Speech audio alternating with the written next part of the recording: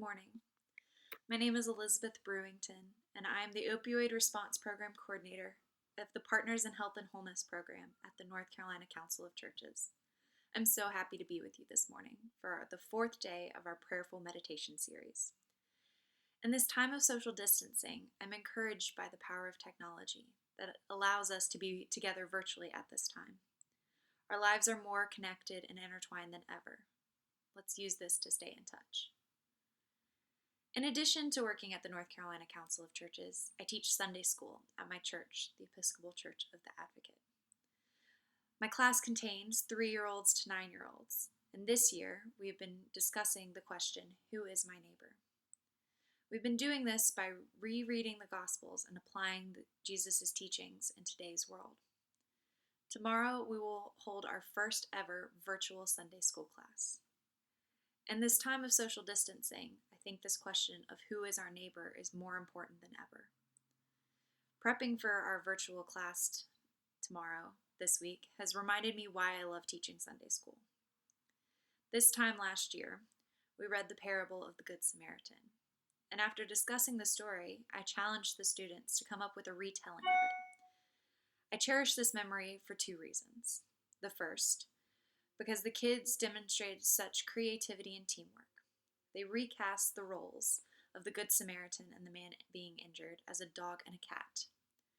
The dog had escaped capture and got hit by a car when a vet walked by and passed to the other side. Then a dog owner walked by and passed to the other side. Finally, the cat came and helped the dog and made sure its wounds were cared for. The second reason I love this story is because the kids have demonstrated for us that our neighbor is not just confined to human beings, but to all creatures big and small all around us. I share this story today because during this time of social distancing, I challenge you to be like the kids in my class. I want you to think creatively and work together to find new solutions to foster community and to rethink who our neighbor is.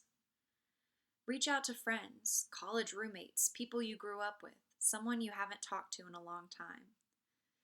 The rise of virtual happy hours and virtual coffee meetups are a great way this has been demonstrated so far, but I know there are more opportunities out there. Finally, I want to ask you this question. Who is your neighbor, and how will you live out Jesus' love today? I'll leave you with the words of Mr. Rogers. It's a beautiful day in the neighborhood, a beautiful day for a neighbor. I've always wanted to have a neighbor like you. I've always wanted to live in a neighborhood with you. So let's make the most of this beautiful day. Since we're together, I might as well say, would you be mine? Could you be mine? Won't you be my neighbor? Won't you please, please, won't you be my neighbor? Have a good day.